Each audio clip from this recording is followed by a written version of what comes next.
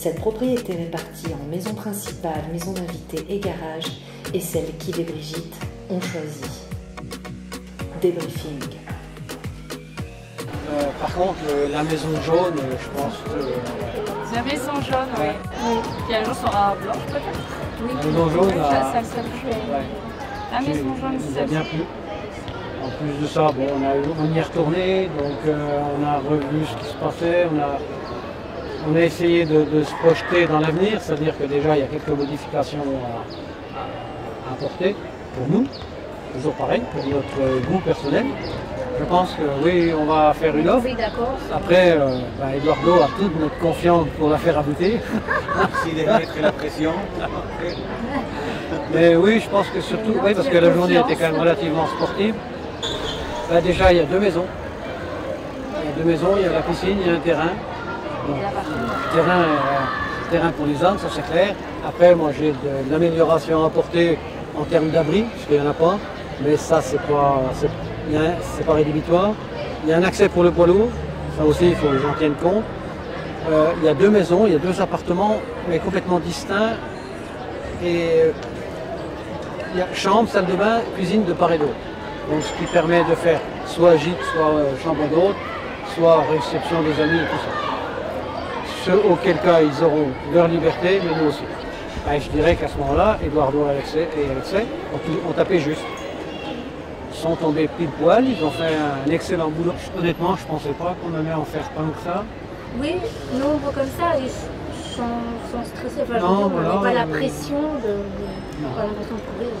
C'est vrai que vous êtes relax, hein? Oui, que están muy relajados ellos, ¿eh? Salut. Allô? Salut. Hop, pardon. Allô? Le jour suivant, direction le notaire pour réaliser une dérogation notariale. Mais à quoi sert une dérogation notariale et quelles sont les premières démarches administratives à effectuer pour acheter en Espagne? La traduction fait effectivement aussi partie de notre travail de chasseur immobilier. C'est une minime partie par rapport à tout le reste. Parce qu'on considère que notre clientèle soit ne parle pas du tout espagnol, soit on a une approche très légère, et dans tous les cas qui n'est pas suffisante en fait pour se faire comprendre intelligiblement auprès des administrations, auprès de tierces personnes. Donc si nous sommes ici, c'est pour une raison particulière, c'est pour réaliser ce qu'on appelle une dérogation notariale, un poder notarial, comme on dit en espagnol. Donc ce document va nous permettre de vous représenter déjà auprès des administrations et aussi auprès du notaire. C'est-à-dire que si vous ne pouvez pas venir pour la signature de votre achat, eh bien nous pouvons vous remplacer et vous représenter. On va aussi vous représenter auprès des administrations, les trésors publics, malheureusement, pour liquidation des impôts. Et oui, ici on appelle l'Hacienda. Voilà. Oui, alors le mot fait rêver, c'est joli, Hacienda.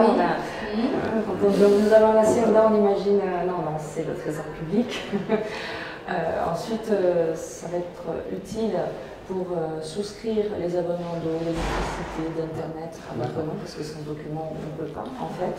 Par exemple, pour faire un certificat digital. Un certificat digital. Certificat digital? Oui, c'est seulement pour tous les actes liés avec l'administration. Si vous avez un certificat digital, il n'est pas nécessaire que la plus grande acte, vous devrez le faire en personne, le faire en ligne. D'accord. Mais c'est comme une signature électronique. D'accord. Dans votre cas, c'est vrai que c'est intéressant de faire une dérogation notariale parce que vous avez beaucoup de travail en ce moment, n'est-ce pas? Toute une logistique. Pour vous, faire un aller-retour actuellement entre les cartons et les préparatifs, ça ne va pas être très judicieux, ça va vous prendre du temps, de l'énergie et de l'argent aussi, parce que c'est un aller-retour en avion. Vous êtes ici, vous devez louer une voiture, vous devez reprendre l'hôtel, etc. Ça va être plus attractif pour vous de faire une dérogation notariale. Justement, on va vous soulager sur tous les plans. Ce n'est pas toutes les personnes qui le font, parce qu'il y a des gens qui en fait restent sur place parce qu'ils vont louer, etc. Donc dans ce cas-là, il n'y a pas d'utilité. Donc, grâce à ce pouvoir notarial, nous allons pouvoir réaliser votre NIE. NIE, ça veut dire numéro d'identifiant étranger. C'est votre Graal en Espagne. Sans ça, on ne peut rien faire. Vous ne pouvez rien faire. D'accord. Vous ne pouvez pas acheter une maison. Même ouvrir la compte. Pas de compte en de banque. banque. Il nous fait la banque en exception, d'accord, pour une période déterminée. Maintenant qu'on a reçu votre documentation de NIE, on peut avoir la compte. D'accord, c'est en exception. Concernant le NIE donc, que vous allez demander, quelle est l'échéance d'obtention? C'est rapide, la semaine prochaine nous y allons et nous repartons le jour même avec le NIE. D'accord. Parce qu'on a quand même de bonnes relations aussi avec ce bureau de police. Ouais. C'est immigration, c'est le département d'immigration. En fait, quelquefois, c'est vrai qu'il y a des bureaux qui vous donnent un rendez-vous, vous devez venir 2 semaines après pour récupérer le document, etc. Ouais. On va dire qu'en fait, chercher la maison, c'est la petite partie la plus agréable. Voilà. Peut-être la plus agréable, un peu stressante aussi.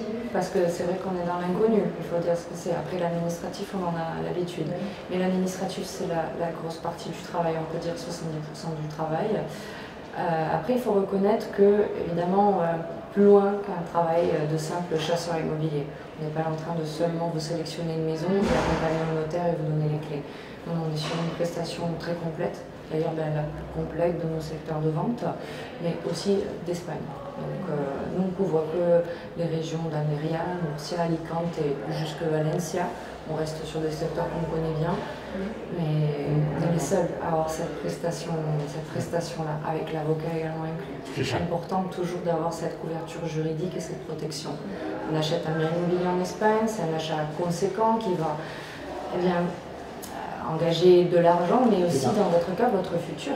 Parce que ce n'est pas un simple achat pour des vacances, là vous allez venir vivre ici, vous allez prendre votre vie de France et la mettre en Espagne. Il faut faire en... C'est pas une baguette de pain.